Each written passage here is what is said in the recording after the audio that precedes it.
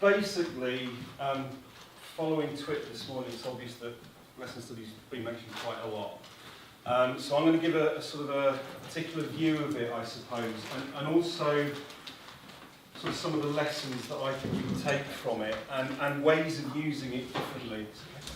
I suppose just to sort of introduce all of this, I'm Phil Wood. I work at the University of Leicester, and I'm a member of our lesson study research group. There's about 8 of us working on lesson study, all the way from primary up to postgrad.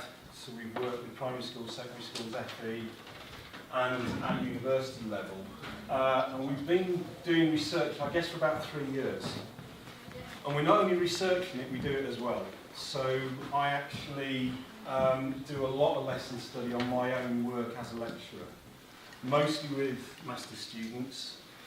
And my particular interest is actually working with international master's students. So each year I'm in charge of and run a master's course where we've got Chinese, Kazakhstanis, Saudi Arabians, Cypriots, pretty much as differentiated a group as you could possibly hope to have.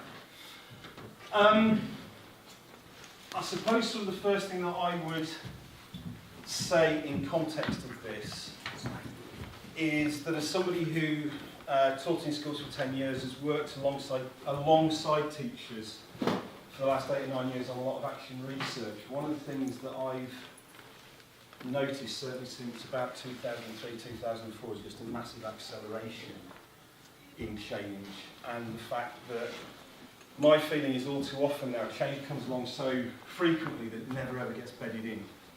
You sort of do something for a couple of weeks and then it's the next one. The worst I've actually seen of that was a secondary school that I worked with, where I was talking to the head of geography, and he said they had a staff meeting one week where the head came in and said, Ofsted wants to see you going through the learning objectives every 15 minutes, put them into your PowerPoints.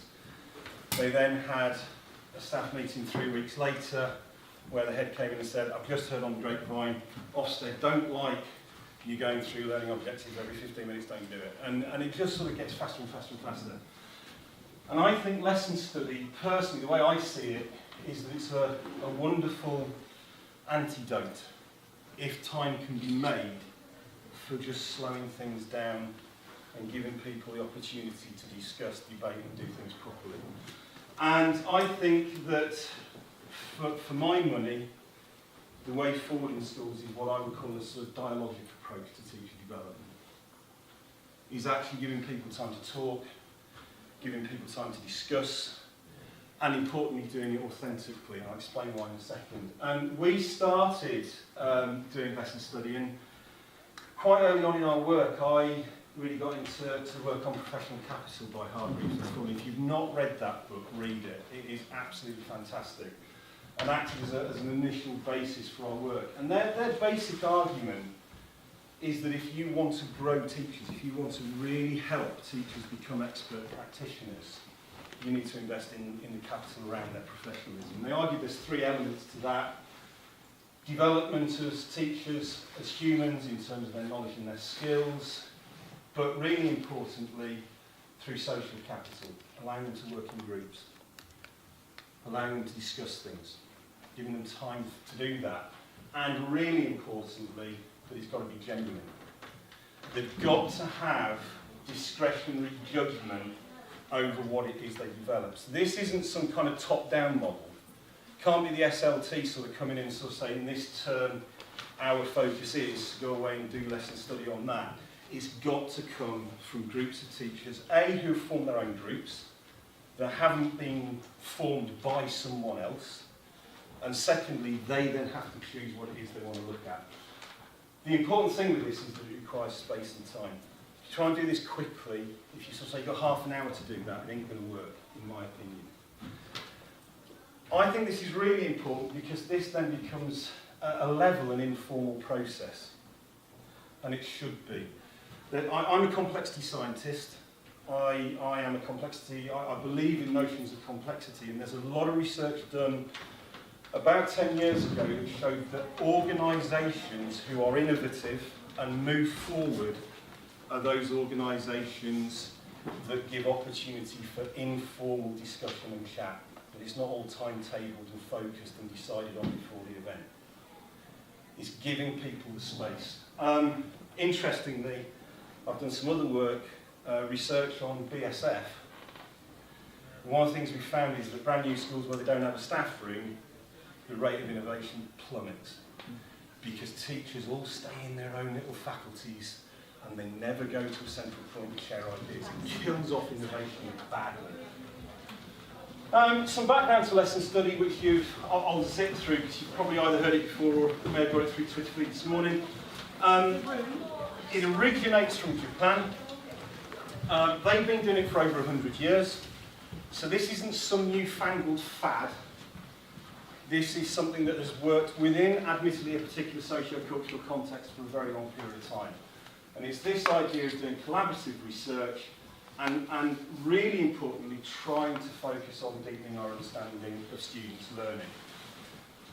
And therefore is in complete contrast to this notion of sort of top-down lesson dipping, which we would argue is actually a complete waste of time in many ways. And I mean, I've been to schools where they'll dip into a lesson for 5 minutes and grade it. I would argue you can't grade lessons anyway. It's a fool's game. You certainly can't do it in 5 minutes. There is actually a pretty big body of evidence. We have, as far as we know, we have one of the most complete databases of all published materials on lesson study. There's over 300 academic papers in there. So this has a very large research base. And what that research base tells us is that it is a very powerful way of helping teachers move their practice forward. However, it is limited in the UK. It only came into England via somebody called Peter Dudley, who you may have come across if you're in the primary sector. He was head of the Primary National Strategy and brought it into this country in 2007. So lesson study has only really been around in England for about 7 years, but has actually grown, obviously, very, very quickly. One of the things we've started to do is to go through all the literature and try to distill out what you might call some sort of core characteristics of lesson study that come up again and again in the papers and might be seen as some of the essential features. It's collaborative, mostly through Peter's work actually, is this idea of using what's called case students, and I'll explain that in a minute if people aren't sure of that, but actually using specific case students to understand learning, classroom-based obviously, lesson-specific, predominantly qualitative. I've had some interesting discussions on Twitter with people sort of saying, what's the evidence that outcomes are better? It's not really that kind of approach. You know, you can't sort of say, well, if you do 5 cycles of lesson studies over 2 years, then GCSE grades will go up by 0.4. It doesn't work that way. This is actually about engaging teachers and getting them to take control and drive their own professional growth, and I'll call it growth rather than development.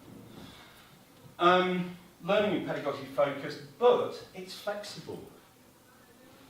There are certain things that we think are really important for lesson study, but this idea that there is one particular way of doing it is wrong. There are lots of different models. Lots of different people have tried lots of different ways of doing it with lots of different foci. As long as you've got the general philosophy there, what we've found is that it works extremely well. We've actually had students on our PGCE do it, where actually, in terms of a proper lesson study cycle, it hasn't worked. But when you talk to them and their mentors, they've still got loads out of it. So you can't be too precious about the detail of how you do it. Just very quickly, I'll put this up on SlideShare later on this evening and sort of tweet it out. Just a very basic idea of the kind of cycle we use. And really importantly, their teachers form the LS groups. So we've just come into the end of a year-long project in the secondary school in Leicester where we've had 66 teachers doing lesson study, 2 cycles over the course of the year. And all we said to them at the start is, can you please get yourself into triads? we didn't then assign them. They naturally got into groups of 3. Interestingly, most cross-disciplinary. And what they do is, once they've started the work, they then identify what they believe the specific challenge is that students are having problems with. So this isn't a case of, on our improvement plan, it says we have to do independent learning better, go away and make that very lesson study. The best kind of lesson study is teachers getting together and saying, in our practice, where we are, what are the things that are holding our kids back? What are the things that they're having problems with? Once you've agreed a focus, then the idea is to meet together and to plan a research lesson.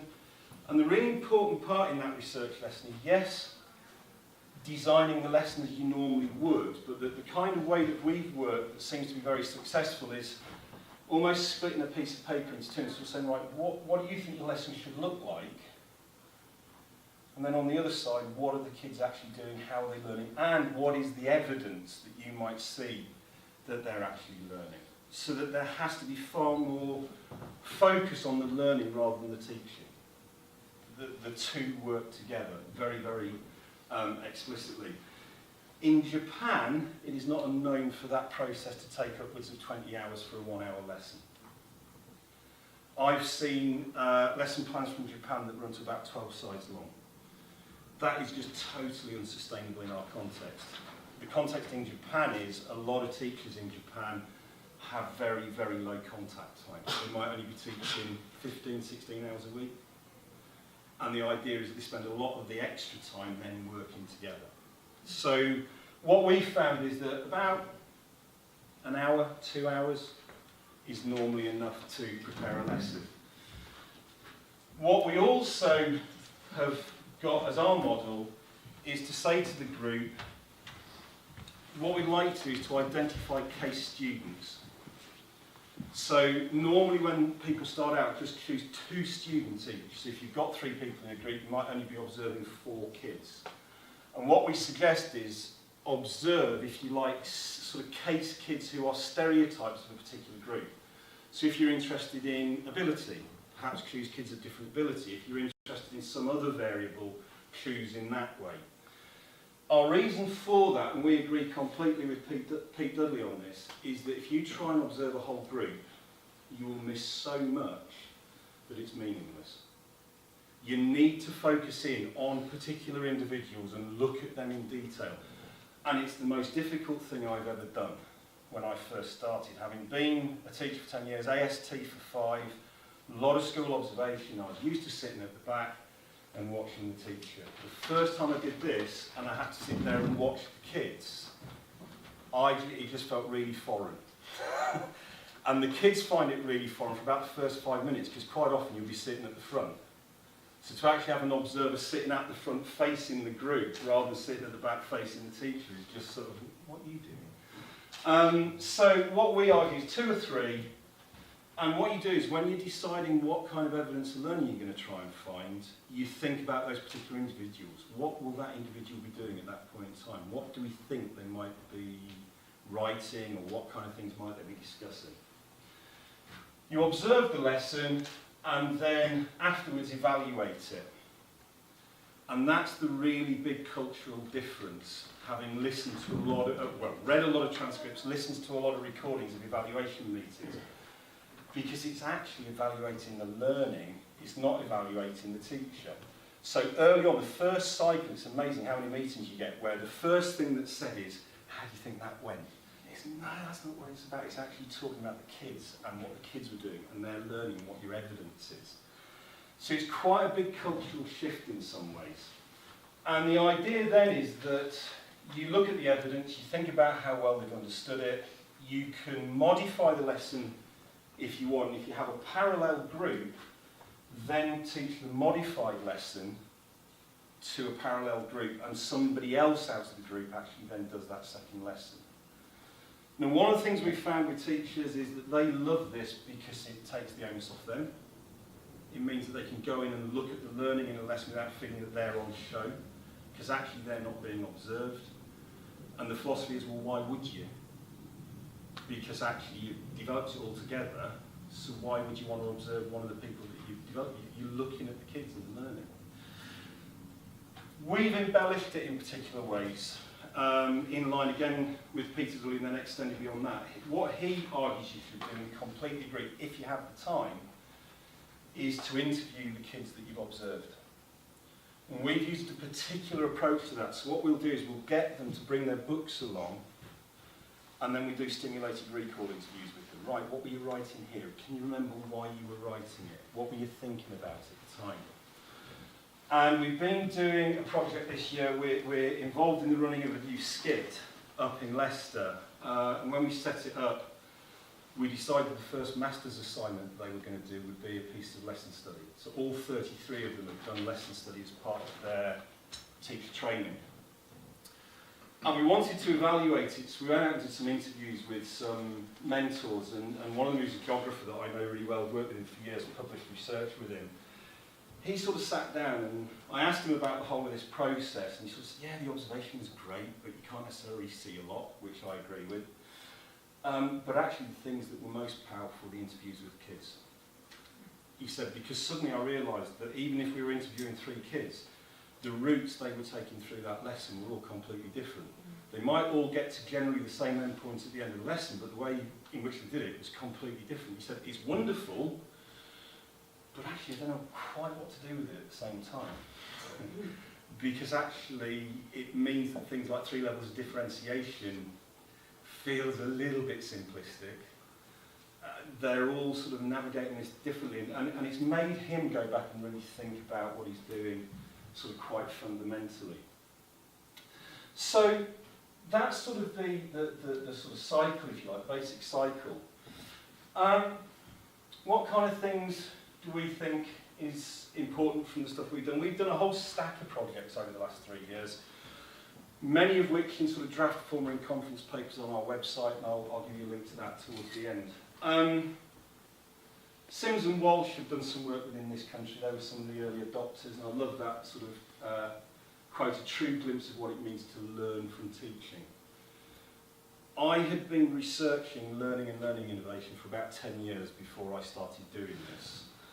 In the first year that I did lesson study, I would genuinely say that I learned more about pedagogy in that 1 year than I had in the previous 10.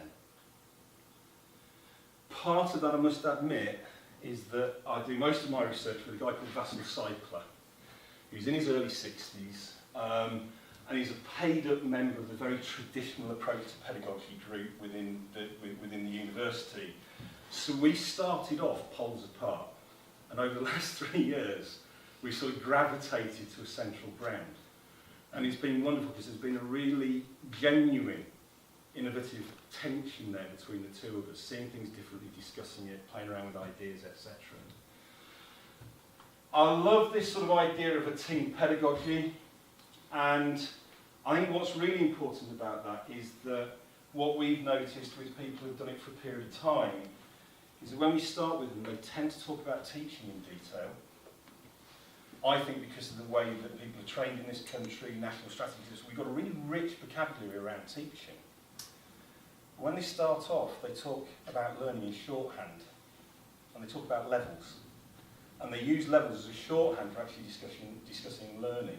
And what we've found happens is over a period of time, this amazing sort of development in the understanding, the vocabulary, the discussion of learning as a process begins to open up.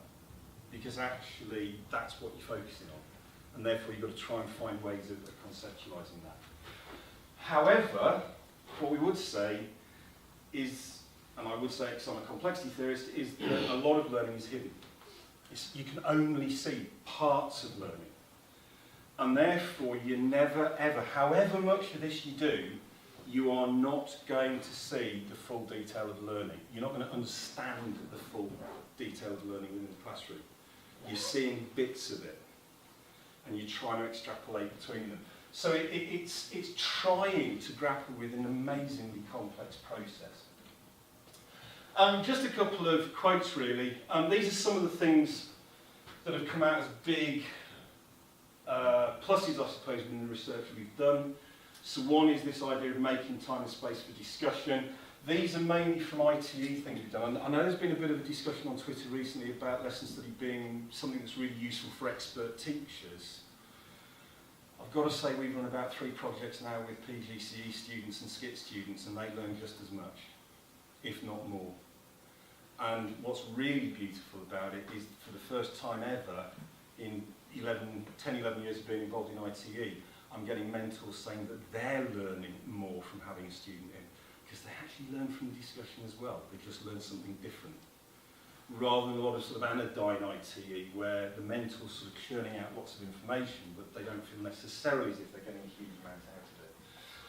So, geography mentor, it's that feeling of you're not a student, you're actually a member of the department. Sitting down with a student, discussing ideas, developing lessons.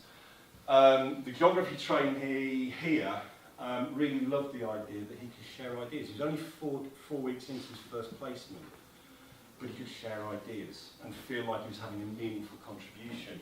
What was really interesting, this was in a very early project we did, what was really interesting with that was that he was a pretty good student, not brilliant, but we adopted, and we still use it, we use a very simple cycle where we get 2 parallel groups, plan, the mentor teaches, and the student observes, discussion, and then the student teaches the amended lesson. And because they've been intimately involved in the planning, and because they've seen it once already, and because they've been involved in evaluation, they feel like they know the lesson well already, so they feel like they can really begin to get some weight behind what they're doing in the lesson. The head came in and watched that student's lesson on the first cycle, about 4 weeks into the first placement. And at the end of it, we did the evaluation. A little while later, I was heading out of school. He asked me to go into his office for 5 minutes, and okay, fine. And he actually sort of said, that was unbelievable. If you hadn't told me he was a trainee, I would have thought he was probably in his 2nd, 3rd year of teaching. Now, that's context specific because he knows the lesson very well, but we seem to be seeing more rapid progress and residuals in the impact that it has on their understanding. I think there's a very clear reason why I'll come back to it in a second. I think also really important is this idea of reasserting a sense of professionalism and agency. Getting away from that sort of data-driven, we have to do it this way kind of sort of mindset. And the geography mentor there, I think somewhere along the line teachers lose confidence and young teachers are willing to make mistakes and learn from that. But somewhere along the line, teachers almost feel that there's a right way to do this and a wrong way to do this. And I've got to be very careful to do it the right way, and this breaks through that. And that's really important for me. That's why I love this so much, is that it's about reasserting professionalism and reasserting expertise. Formative and positive ways of using observation. I mean, I've written about this on my blog not too long ago. Anybody who tries to basically grade a lesson is insane, frankly. It can't be done. There are certain assumptions that I'm making, but if you agree with those assumptions, mainly that classrooms are complex adaptive systems, anybody who reckons they can boil a lesson down to a number is insane. The general argument essentially is as soon as you have a tick list, you've collapsed the complexity of what you're seeing down to such a level, you're not seeing what's in front of you. And the best example I've ever had of that was when I was teaching just outside Peterborough. We used to have one unobserved every year. It was when they still had 1 to 7 on Ofsted. And the head pitched up into my classroom just as the lesson was starting. Because I was an AST, I knew the tick list off by heart. So the next 50 minutes, I just did everything I knew I needed to do at some point for him to tick the little boxes on the list. And he got to the end of the lesson and he sort of came up. And I said, all right then. She said, yeah, can we do your feedback tomorrow? I've got a meeting. Yeah. I said, would you mind giving us some ideas? She said, yeah, it's a 1. And he could tell it wasn't a 1, but his tick list was full. I knew it wasn't a 1, but his tick list was full because I played the game and off he went. It's just a fool's game. And the whole idea of observation in lesson studies is that you can glimpse parts of learning, but then if you can use things like interviews, looking at the work, videoing the lesson and looking at it again at critical points for particular things, it's what we're calling thick description. And the thicker the description of the lesson, the more you'll be able to glimpse the learning that's going on and understand it. And I know that takes time and that people are pressed. I think it has a massive affective impact, and so the teachers. They just found that they got a lot out of it just working together. Gave them a sense of working as groups again, and they just liked it. And this idea of what we call opening up the pedagogic black box, we unashamedly nicked that from Black and Williams to a certain extent, but our argument is certainly with ITE, students come into a school and all of their training is trial and error. I'll write a lesson plan. Somebody might have a quick look at it and say whether or not I'm going to drop a complete clanger, but then I go and teach it, they observe me, come back at the end and sort of say, you might want to try these 3 things out and do it this way. You go away and try and work that in, and then wait another week to see whether or not you got it right or not, and if you have, you move on to something else. If you haven't, they sort of say, oh, you still haven't done that, have you?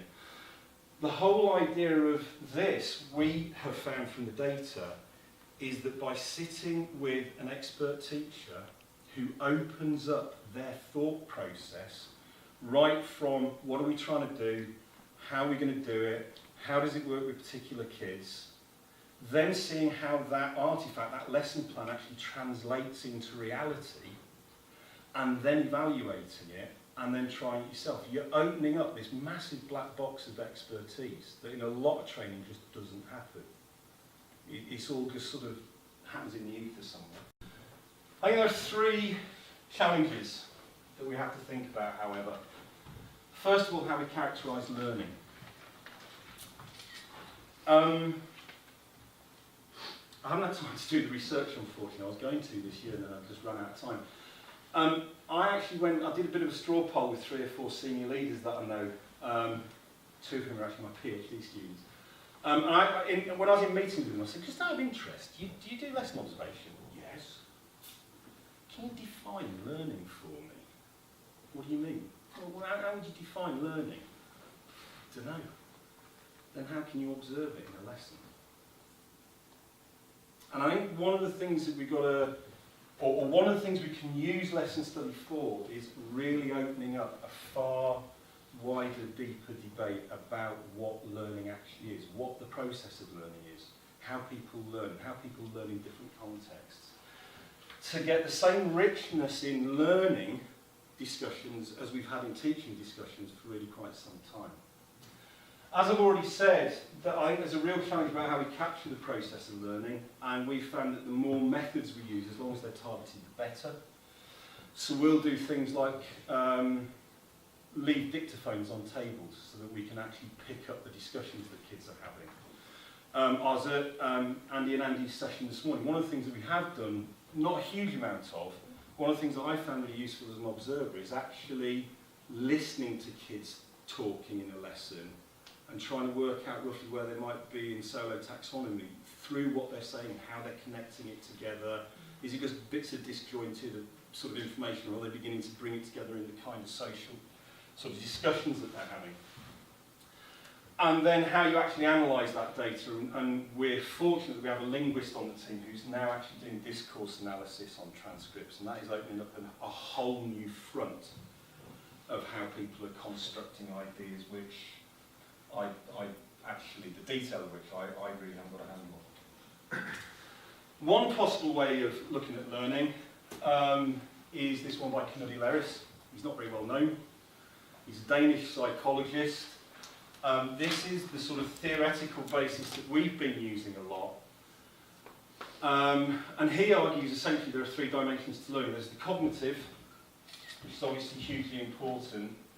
There's the emotional, and therefore those always work in tandem together within the individual to give you acquisition. So all the stuff about motivation, for example, if you're not motivated to learn, if you're in a really bad temper, then you're probably not going to learn as well. But he also makes the argument that obviously all individuals are actually within a social setting, and therefore there's a social angle on learning as well. And I think there's a lot of really interesting debate. I think cognitive science is incredibly important and gets us part of the way there. I'm afraid I don't believe that cognitive science tells us absolutely everything. And what I think is problematic is that I think our debate of cognitive science has started to close down to certain ideas from certain individuals very quickly. For example, I've started doing a lot of reading around extended theory of mind.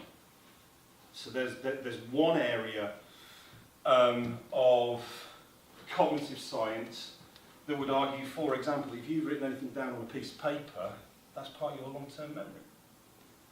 Because if you think about how we use our long-term memory, it's ordered, you can retrieve it when you need to, and if you lose it in some way and you can't access that information, well, that's a piece of paper and a pen.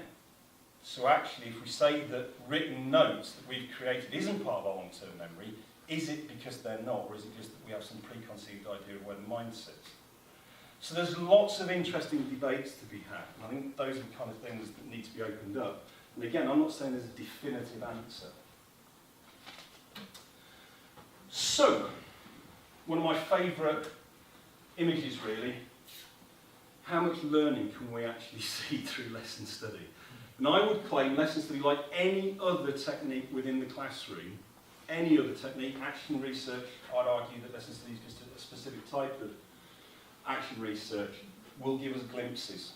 It will give us part of the picture on how learning is happening. We will always have to extrapolate to put the rest of the detail in. And all we can do is by using things like more than one method, really thinking carefully about the kind of data collecting, the kind of theoretical frameworks we're using, is blow a little bit more of that fog away. But we'll never see that landscape on a clear day. We'll always have things obstructing our view of what's happening. So all we can do is use what we can get and use it in the best way possible. But if people are sort of saying, oh, you know, use this because it just shows you everything, complete cobblers, never happen, in my opinion. So where has all of this taken us? Because we've used lesson study, but lesson study hasn't ended up, you know, we don't just do loads and loads of cycles of lesson study and nothing else. This is really just to not really to bore you to death with research methods. We're actually completely throwing everything out the window for next year on our master's course and redesigning research methods course completely from scratch. But we want to understand it. So one of the things we're doing, I know people have talked about action research this morning, is now starting to say, well, rather than just using lesson study by itself, why don't we embed it with other approaches to research? So what we're actually going to do this autumn is do an evaluation, do sort of questionnaires, focus groups, interviews with students before they start. Then in one of the sessions, we'll do some lesson study, but then later on we'll go back and we'll get some more questionnaires and interviews and focus groups and do a sort of like a rolling set of cycles where lesson study becomes part of the evidence, not the whole of it. And one of the things I would say within this, because it's where I actually started with all my research way back when I did my PhD, the evaluation is actually going to use focus groups with students to help us actually design the course as we move along. We haven't written the details of this stuff. It's almost like an emergent curriculum. And if you're sort of saying, that's fine because you're working at master's level or adults, the whole of my PhD was actually about working with students to design a GCSE course. We actually developed the curriculum together as we went through it, and actually the results were a damn sight better than they were, certainly in terms of prediction against FFT, for example. So one of the things I'll say to you is don't necessarily just think that lesson study is a panacea, because it isn't. And think about how you could use it alongside other tools to really give you a rich sense, not only of learning, but of curriculum. I just wanted to finish off with where we've got to in terms of thinking about teacher professionalism and agency. Again, the colour bits are a bit small, I understand that, but we are of the opinion increasingly, goes like tick sheets on lesson plans really, on observation sheets really, is that the teacher standards are a bit restrictive. And actually there's some fantastic research by somebody called Jane Green, who makes the point that if you have things like performance management, if you have things like teacher standards, that actually that ultimately can take the responsibility of teachers to be professionals. Because what it means is that they can just operate by mostly numeric targets and tick sheets rather than thinking deeply about what it means to be a professional and developing in a really expansive kind of way. So, from our data, and also from just reading around sort of various ideas, we argue that we should start thinking in terms of what we call pedagogic literacy. And first of all, see that as a career-long development. That this is something about people developing their ideas and growing as professionals over a long period of time. And getting sort of politicians to accept that it might take more than 2 or 3 years to create an expert teacher. Put it in a different sphere. I've seen a lot of stuff on Twitter about, expert researchers, teachers as expert researchers. And, you do this in 2 or 3 years. I've been researching on and off for 20 years. For half that time, full time. I wouldn't call myself an expert researcher. I'm a pretty good researcher now, but I'm not an expert. I work with people who are, and the amount of time and effort and reading that has gone into making them expert researchers is massive. So I think we just sort of need to be a little bit careful, and it's a long-term thing. And we argue, we sort of used strands of a rope analogy, the idea that all of these things need to intertwine at the same time. It's not a case of choosing sort of 3 targets every year and sort of working on that. These 5 things need to go together. It's sort of written in a university language, but that's sort of immaterial to a certain extent. So we would argue that we need to have far more focus on the affective foundations of pedagogy and professionals. I think the reason that anecdotally I'm seeing so many people on antidepressants, people leaving, etc., is that the gap between people's values and attitudes and what the system is asking them to do has grown so wide that at a deep level people feel genuinely uneasy about a lot of what they're having to do. So I think one of the things we need to do is begin to see part of being a brilliant teacher being about values, attitudes, philosophies, and giving people the space to realise those. Personal growth, so all the professional skills, classroom management, behaviour management, all the usual stuff. But then, and it's just really an example, understanding through things like pedagogic content knowledge, frameworks for understanding how you put that pedagogy together with subject knowledge, and also how you get the most out of experience and reflection, and not just, let's talk about it for 10 minutes after a lesson and that's reflection done. Genuine debate, of which I think lesson study can be part. Collaborative growth around sort of notions of professional development. This idea of collaborative development and learning. Not always using lesson study, but using opportunities for people to work in groups. And I think where we've had real success with this school that we've been working with, 66 teachers, is that we convinced the SLT to put some time into it and give them the space to do it. And actually, they reckon they've seen an upsurge in really good teaching and learning as a result. But we also think organisation and societal context need to be thought about.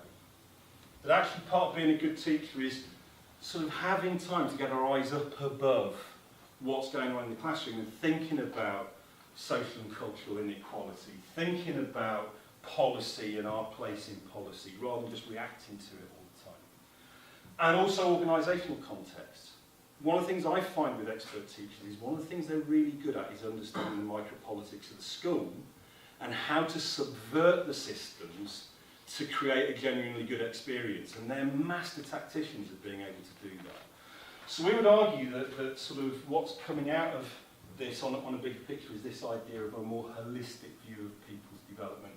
And the reason I use growth, and I've argued this online, I hate, if I'm honest, I hate the phrase professional development. Because for me, everything that I see and also happens at the university where I work is that professional development has actually become synonymous with enforced change. It's not professional development anymore, it's those are your targets, this is what you've done, this is what you've got to do. That's not professional development. That's about marching people through a process. So we need to reassess what collaborative and personal growth actually looks like. So that's where we're up to. I hope that's been useful. They're just some of the main websites. The top 2 are our lesson study websites. The top one has all of our conference papers in either Word or PDF version somewhere on there. The skit one is one we wrote to actually support people doing it. And then the HE Reflections is a new one that I started doing. It's all about course design and pedagogic literacy. It's not all finished yet. I'm writing it at the moment. It's an ongoing project.